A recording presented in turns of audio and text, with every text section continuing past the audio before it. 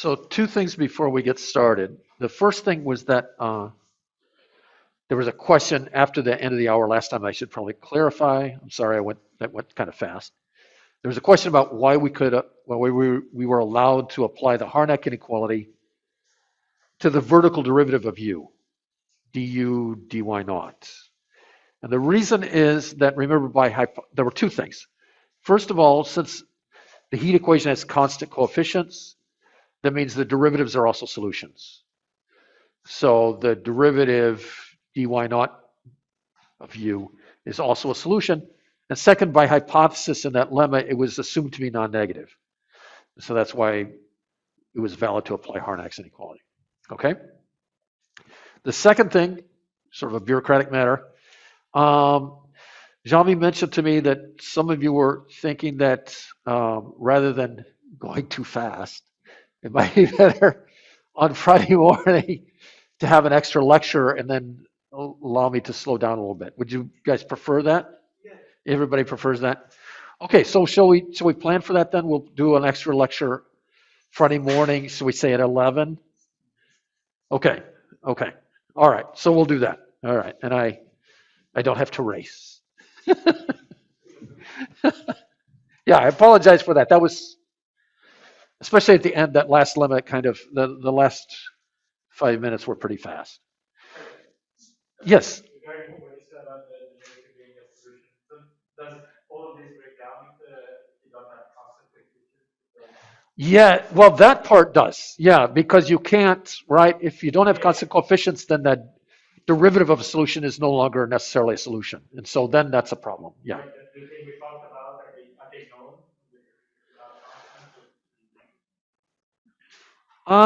known? There are certain special cases, at least in the elliptic setting, in the quasi-linear setting, for the P Laplacian, there are results of John Lewis and Kai Nystrom, where they show a similar comparability between a particular derivative, or really the absolute value of the length of the full gradient compared to u over the distance to the boundary. And for the P Laplacian, they're able to show that. So certain special cases where you don't have a constant coefficient linear operator, it can be done. And that was a non-trivial result that they proved. In general, for, let's say, divergence form operators with variable coefficients, yeah, I think I'm not aware of that kind of theorem holding. You might be able to say that it holds in some kind of averaging sense. I'm not sure. I have to think about that. But yeah, it's certainly an issue, especially for this method of proof, which relied entirely on the fact that we had a solution. We took a derivative and we still had a solution. Yeah. Okay, so now a second lemma. Again, this is from Caffarelli and Salsa.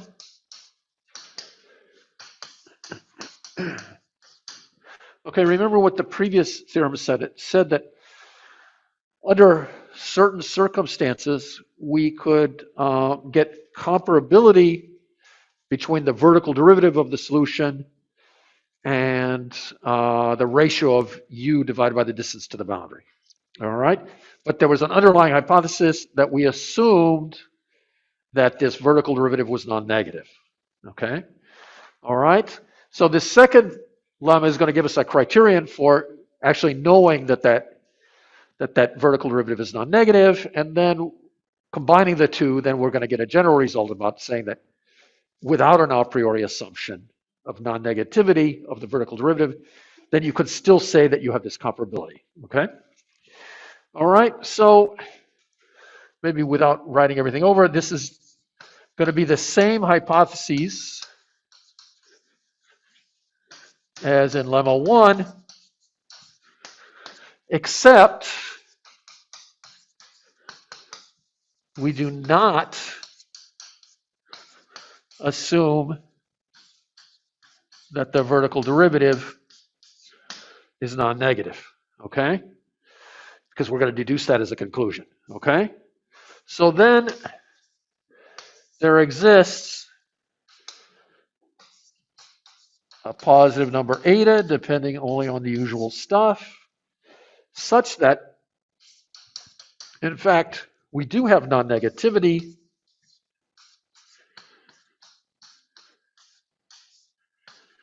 of the vertical derivative. Whoop, there should be a u there.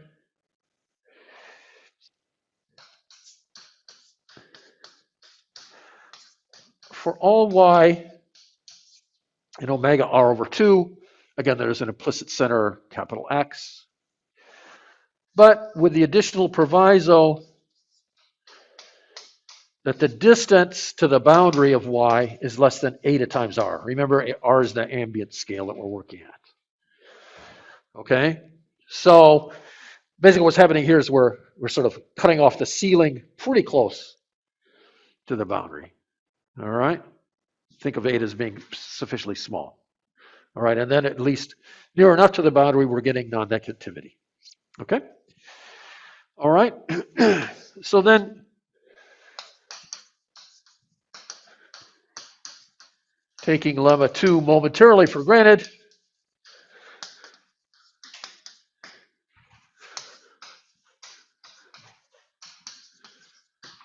we get, by combining lemma 1 and lemma 2, we get the following.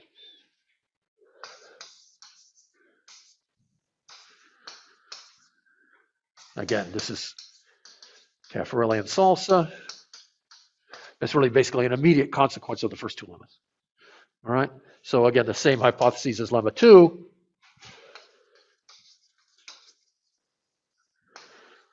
Which means the same hypotheses as lemma 1, except not assuming this a priori. Okay? So then there exists an eta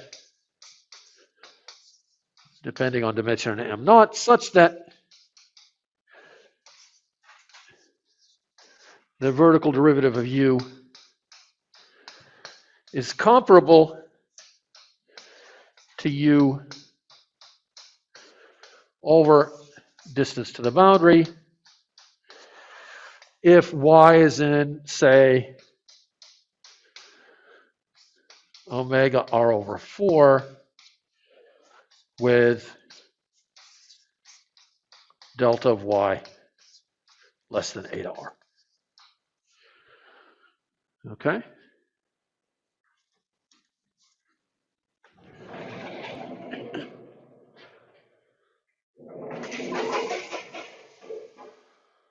All right. So let's give the proof.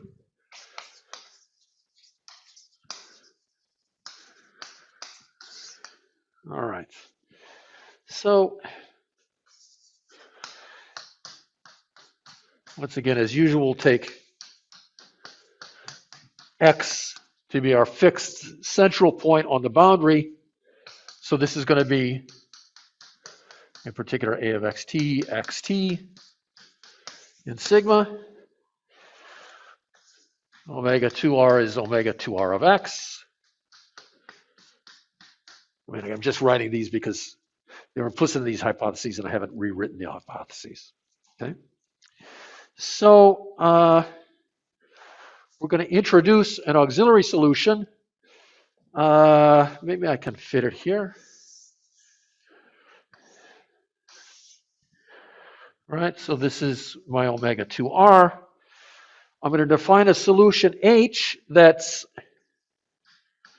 identically 1 on the bottom boundary. And it's also going to be identically 1 on S minus sigma, and it's going to be 0 on sigma within omega 2r, okay? So H of H equals 0 and omega 2r. H is 1 on B union S minus sigma. H equals 0 on sigma, okay? Really on delta 2r. All right. So let's notice that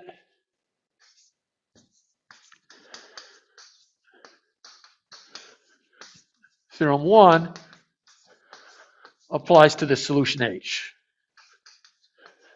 right? Because the hypotheses needed to be that it was 1 on the bottom boundary. Really, anything just bounded above and below away from 0 would have been good enough. It had an L infinity norm bounded by 1, which this has by the maximum principle, and it vanished on sigma. Okay? So theorem 1 applies to H. In other words, H satisfies backward harmonic. Okay? Because that was the content of theorem 1. All right? So now I'm going to set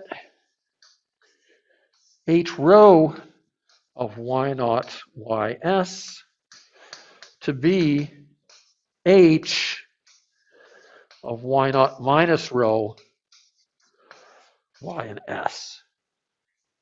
So what's going on there? Well, this is for rho positive.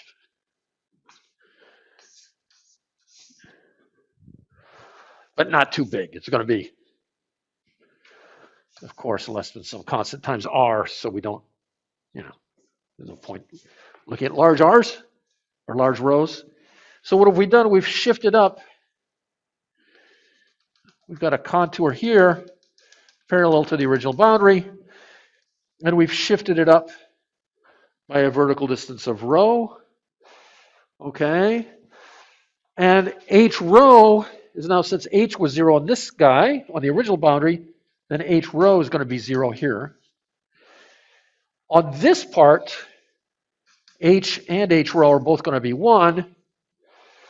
Of course, by the maximum principle, H and hence H rho are always less than or equal to 1. So up here, H rho is less than or equal to 1. All right, so by the maximum principle,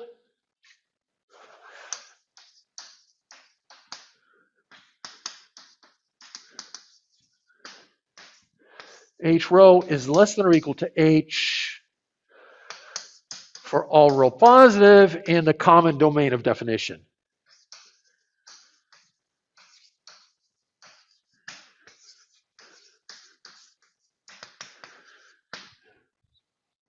Right, because H rho's definition extends up a little higher, but that's all right. We don't care about that. We only care about what happens inside here. And that's true for all rho, but look what the definition of H rho is. That says that H is monotone, right? Because we subtract a bit, we get something smaller. Okay?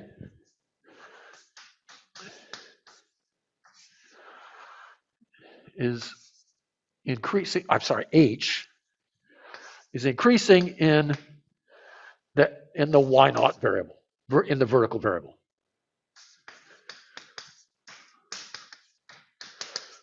Okay, so dH dy naught is non-negative. Okay, which says that lemma 1 now applies to H, right? Because a priori we've got the a priori assumption in lemma 1.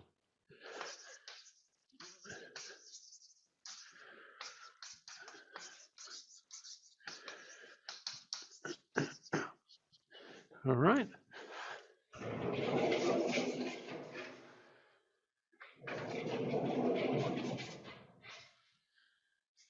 Okay, let's see.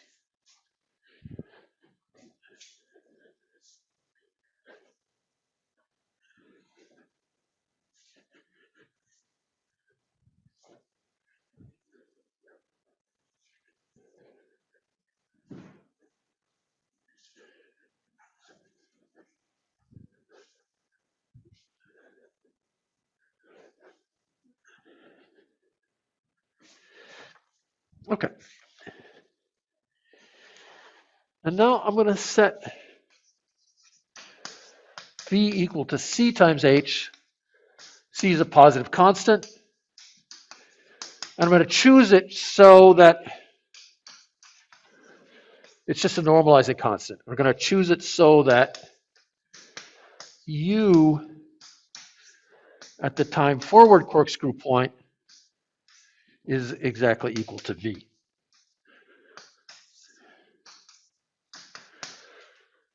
Okay. All right. So then let's notice that since V is just a constant times H, and H has these properties, then V also has the same properties. Okay? So V satisfies BH, and the conclusion of lemma 1, since H does. Okay? All right.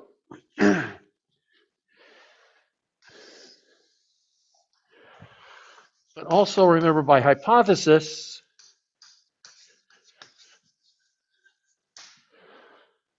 I didn't tell you that explicitly because I just said they're the same hypotheses as lemma 1, but if you recall from lemma 1, we assume that U satisfies backwards Harnack.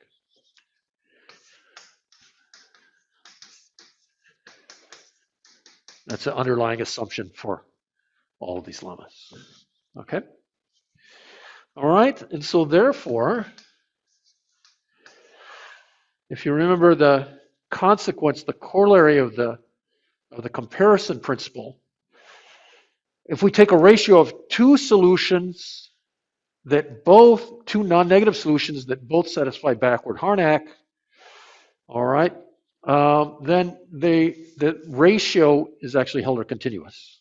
Okay?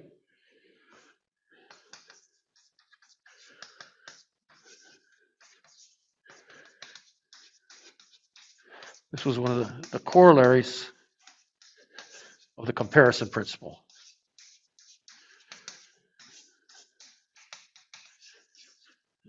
which is also known as the boundary Harnack principle. Uh-huh.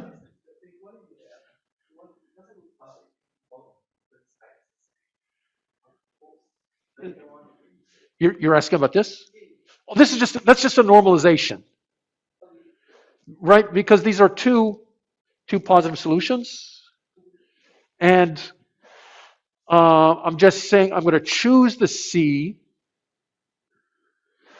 to make C times H at this one point be the same as U at that point. Was that the question?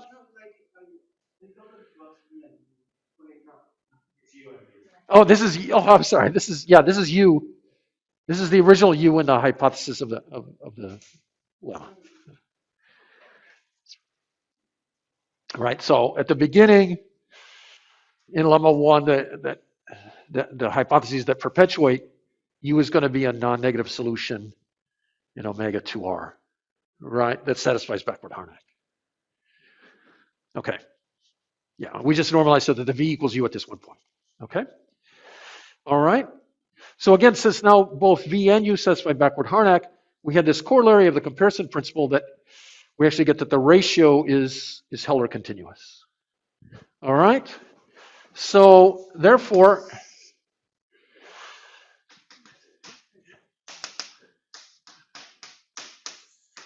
if Y is an omega R over 2, and delta Y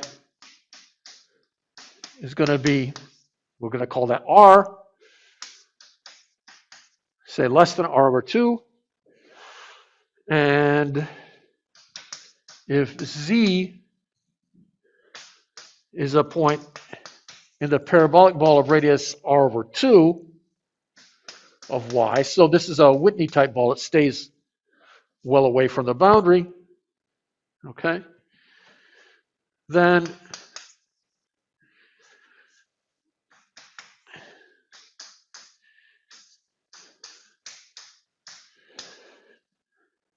I'm going to look at the difference of the ratios, but then multiply by V of Z, okay?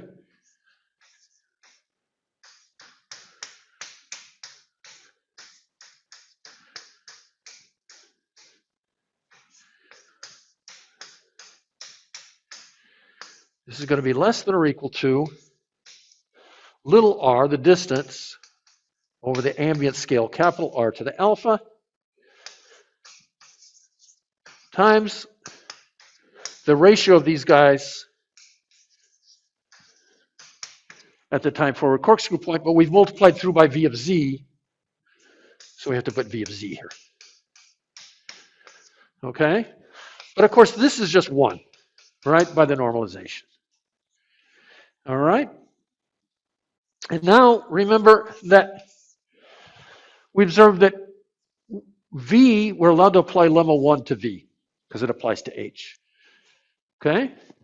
So lemma 1 says that V divided by delta of Z, which is like R, is comparable, in fact, to the vertical derivative of V. Okay?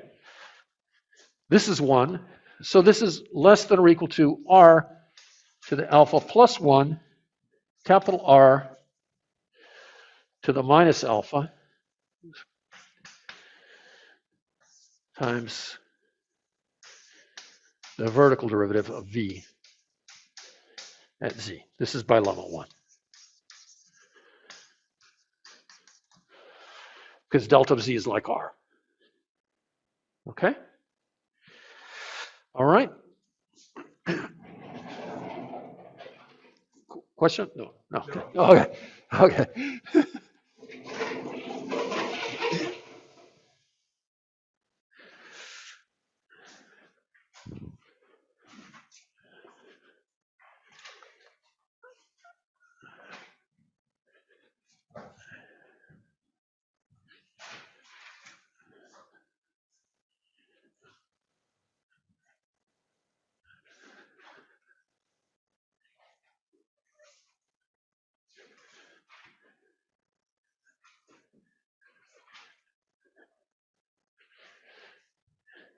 Okay.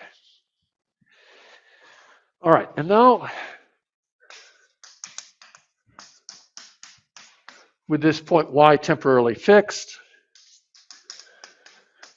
I'm going to set theta, really it's theta of y, and it's going to be this ratio here, u of y over v of y.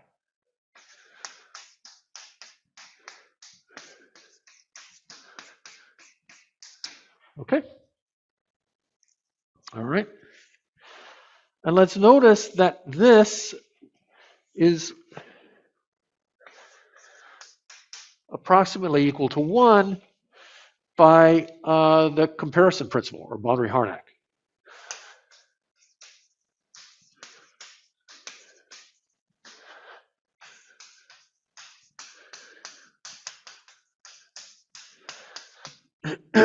Right? Because remember, there's this strong version of the comparison principle when both the u and the v satisfy backward Harnack. Then u of y over v of y was actually comparable, not just bounded by, but actually comparable to the ratio of u at the time forward corkscrew point divided by v at that point. But we've normalized so that those are both 1, or that they're both equal, so their ratio is 1. Okay? All right. So now by standard interior estimates,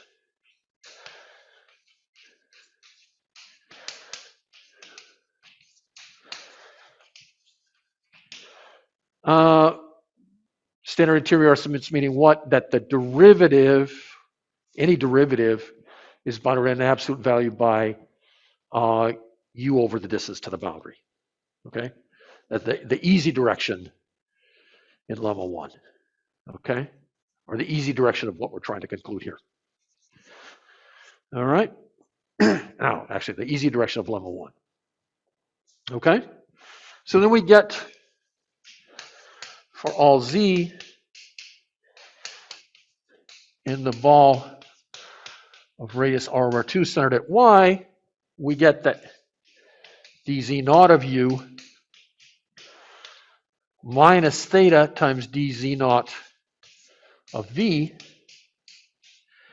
is going to be less than or equal to eta to the alpha times dz naught v of z, whoops, if r is less than, little r is less than eta times capital R. Okay, right? So I'm just saying that that stuff on the left, I'm differentiating it in the vertical z variable. So that'll be bounded by the same thing, right? So applying it to this standard interior estimates, let me be explicit. Applied to the solution u minus theta times v, which is what I've got there, right? Because u of y over v of y is theta. Okay, so I take the derivative, the vertical derivative of this solution in the z variable, right? So I'm differentiating that in the z variable. This is what I've got. I take r less than 8 over r, and taking the derivative just knocks off 1 power of r. Okay. All right. Questions? Okay. All right. So in particular, this is true for all z in this ball. So we can take z equals y. All right. And then we get, from this inequality with z equals y, we get dy naught u of y is bigger than or equal to theta minus a constant times eta to the alpha times dy naught of v, right? But remember, theta is on the order of 1, okay? So this is, and remember by construction, the v, construction in lemma 1, the v satisfied lemma 1, so this is non-negative, right? Okay, so lemma 1, lemma 2, one of the lemmas, I'm losing track of which lemma is which number, but in any case, v satisfied the property that, because h did. Yeah, v was, no, not because of the lemmas, because of the construction. This was non-negative, all right? So this is non-negative. If eta is small enough, okay, depending on the usual stuff. All right? And that's the proof. Okay, any questions? All right.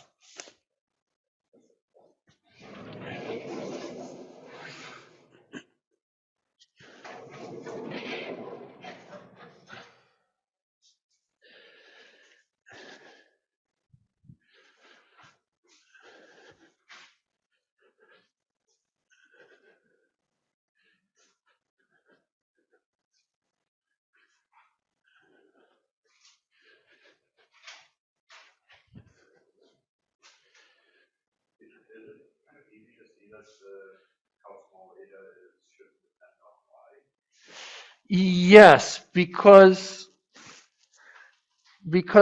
uniformly in y, remember we were able to apply this strong version of the comparison principle. Uniformly in y, we have u of y over v of y is comparable to the ratio of u over v at the time forward corkscrew point, which was normalized to be exactly 1. So this, when I say that this ratio is approximately 1, that's with uniform constants. Yeah. Okay, anything else? Okay.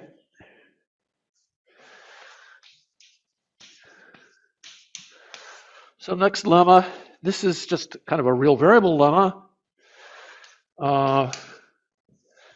This is taken from a joint paper with Simon Vorts, John Hofmann, Jose Luis Luna, Kai Nystrom.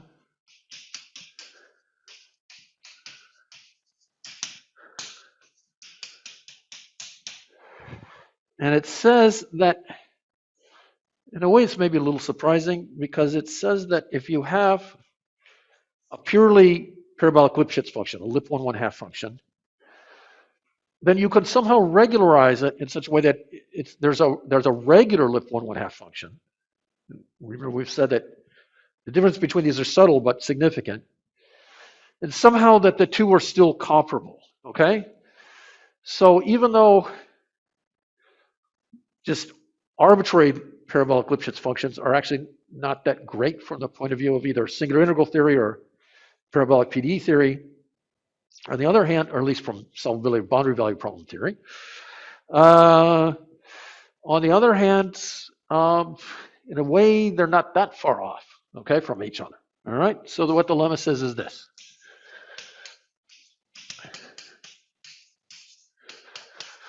So H naught is going to be a real valued function from Rn to R, which we'll assume to be non-negative. H is lip 1/1/2, so Lipschitz in the parabolic sense. All right. Then, this should be H naught, sorry. Okay.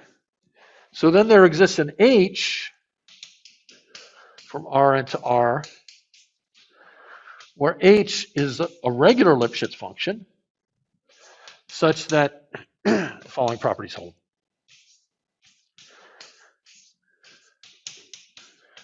First, H is comparable to H naught everywhere with uniform implicit constants, meaning that the ratio is bounded from above and below uniformly.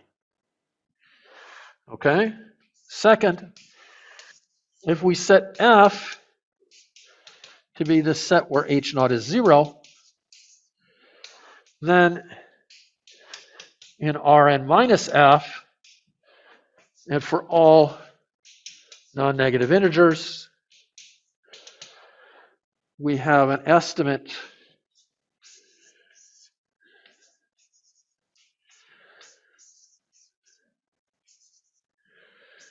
for the derivatives of H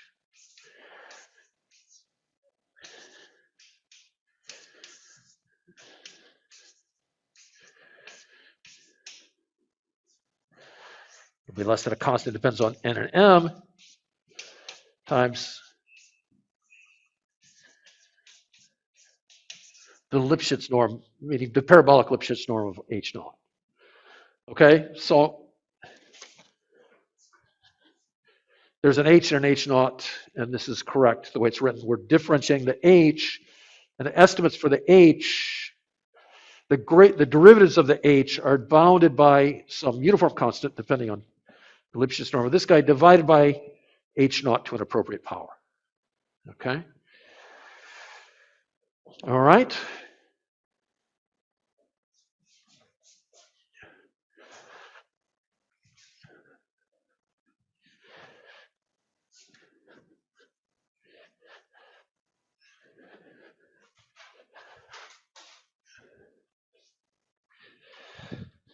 All right. Third,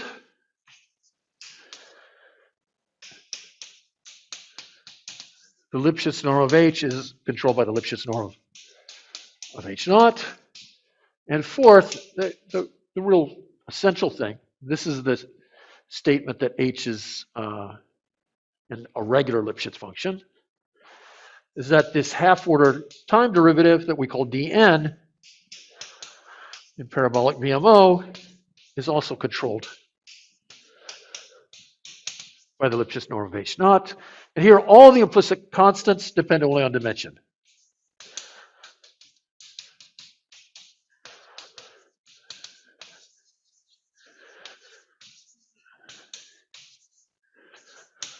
Okay? So I'm going to not give the complete proof because it would take a long time to take us too far afield, but I'm going to kind of sketch out some of the ideas. And don't worry, when I say a quick sketch, that doesn't mean I'm going to go really fast. It just means I'm going to, all right, just gloss over some details. Okay?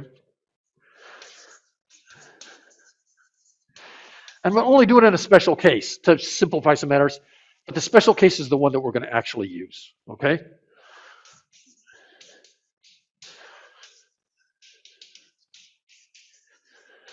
Okay, so I'm going to only do it in the special case that the special case is, maybe I shouldn't put that in parentheses.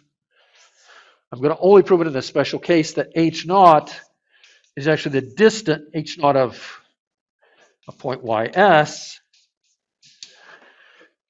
is actually the distance from ys to f, where f is some closed set, a closed non-empty set. Okay? Which is going to simplify some things a little bit. All right? So the lemma doesn't require that. I mean, in fact, this set f could be empty. All right? It could be empty, which just means you have this kind of estimate everywhere. And h naught doesn't need to be a distance function. Okay? It just needs to be a non-negative lip 1/2 function. Okay? But with these extra assumptions, things are a little simpler technically, and this is actually the only situation where we're going to need it for our purposes. All right.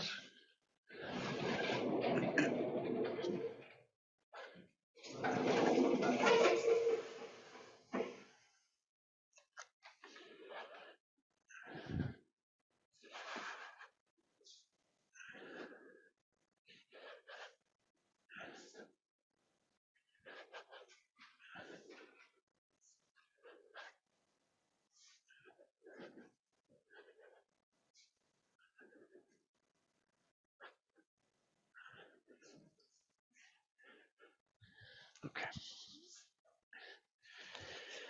All right. So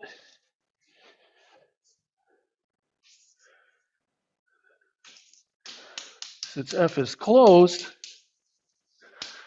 we can make a Whitney decomposition, a standard Whitney decomposition. Well, a parabolic one. So, the usual Whitney decomposition says that an arbitrary open set can be decomposed into a union of non-overlapping closed cubes with the property that the diameter of the cube is comparable to the distance to the complement. All right. The parabolic version it works just the same way, except the cubes are not parabolic cubes. That's the only difference. It just works the same way. And the distance is, of course, the parabolic distance. All right. So we're going to make a Whitney decomposition so that the complement of f is a union of parabolic cubes qj. They're dyadic, for what it's worth. Dyadic, non-overlapping.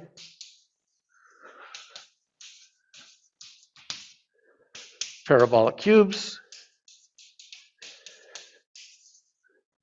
such that, in fact, the diameter of qj is going to be comparable to h naught, because remember, h naught is the distance to the set f. Okay?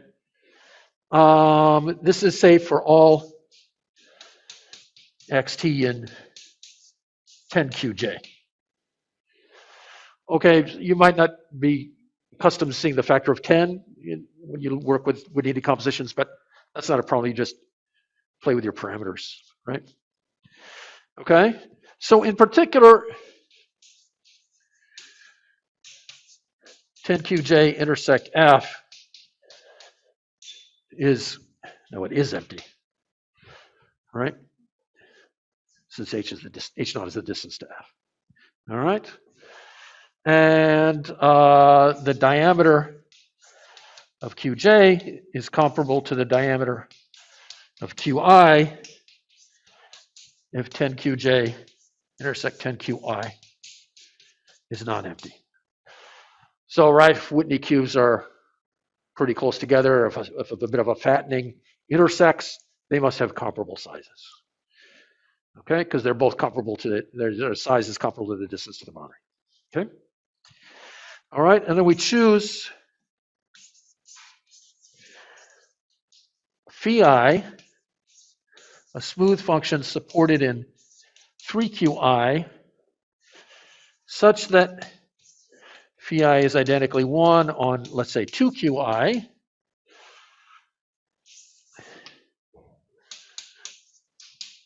The Lipschitz norm of phi is less than or equal to 1 over the diameter of QI.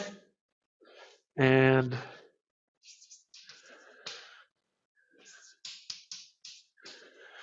if we differentiate this guy,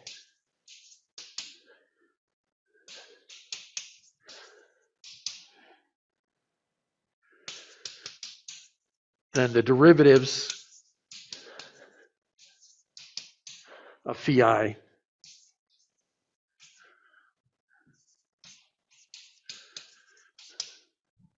decay according with the size of the diameter each time you differentiate. Okay? Usual sort of standard parabolic smooth bump function. Okay? And then I'm going to set h of xt. This is going to be my regularized guy. It's going to be the sum over the i's of the diameter of qi times phi of xt. All right, so notice that since in particular, well, 10 qi misses f. All right, so 3 qi misses f. All right, that says that therefore, and these guys are supported in 3 qi, therefore h is identically 0 on f.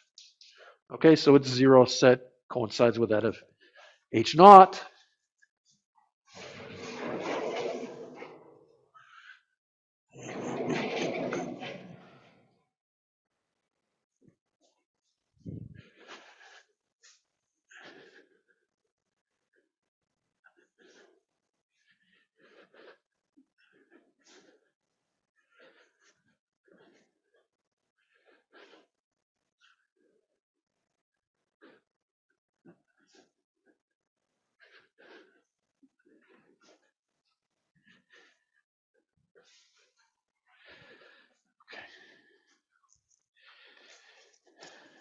All right.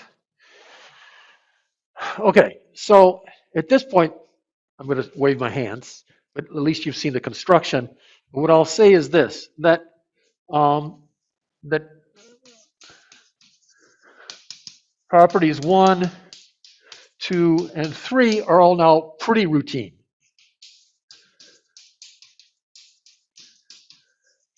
I mean, you just take this thing that we've constructed and follow your nose. All right. So property 4 is the big deal. All right. That's the thing that says it's actually a regular lip 1/1/2 function.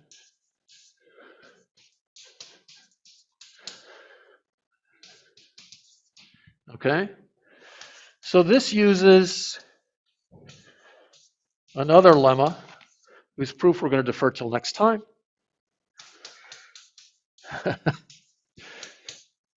Which is that the BMO norm of dn of a function f, eventually we'll take f to be h, of course, is less than or equal to the Carlson norm of a certain measure mu. And by Carlson norm, I mean this is the supremum over all cubes q. Of course, they're parabolic cubes in our context, of mu of rq, I'll tell you what that is in a second, over the Lebesgue, the n-dimensional Lebesgue measure of q, where rq is the extension into the upper half space. Right? It's the Carlson, the parabolic Carlson box above q in the upper half space. And mu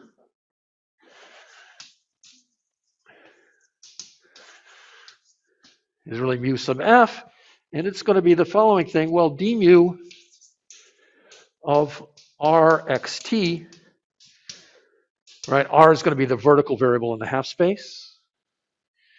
This is going to be defined to be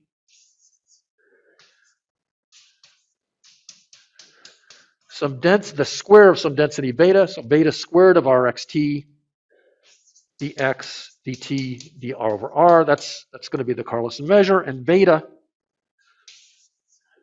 of rxt really beta sub f of rxt, is defined to be the infimum over L. I'll tell you what the infimum is taken over in a second. R to the minus D. I find it convenient to use this notation. D is going to be n plus 1. It's the homogeneous dimension of parabolic Rn. Remember, we said that if you have a parabolic cube in Rn of scale R, then the measure is actually R to the n plus 1 power. Right? Okay, so R to the minus D, integral over this set where the parabolic ball of radius R centered at xt, and what have we got here? We've got f of ys minus L of y squared, whoops, sorry, let me do it this way, divided by R, and then that quantity is squared, and then we integrate dy ds, and then we take the square root, and L, where the infimum, runs over all L, which are affine functions of the space variable only.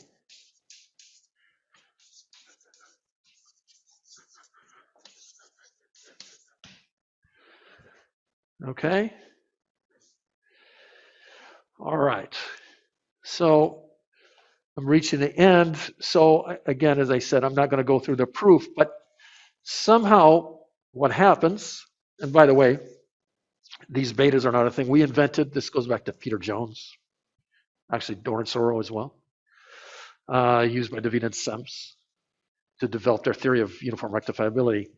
But what happens then is that you use these derivative estimates for the phi's, and by choosing the L appropriately, okay, you can show that this Carlson norm, when f is h, okay, so maybe I should write that, can show with f equals h that the Carlson norm of mu h, right, with the mu corresponding to h, okay, is controlled by the Lipschitz norm of h naught. This uses these derivative estimates. It also uses the first three properties, or especially the first two properties, 1 and 2, which were that h is comparable to h naught, and that we had derivative estimates for h. Okay? All right. All right. So I think that's a good place to stop. When we come back next time, we'll start with the proof of this because we're going to need it not just here, we're going to need it for other reasons. In fact, it plays a central role for us. Okay?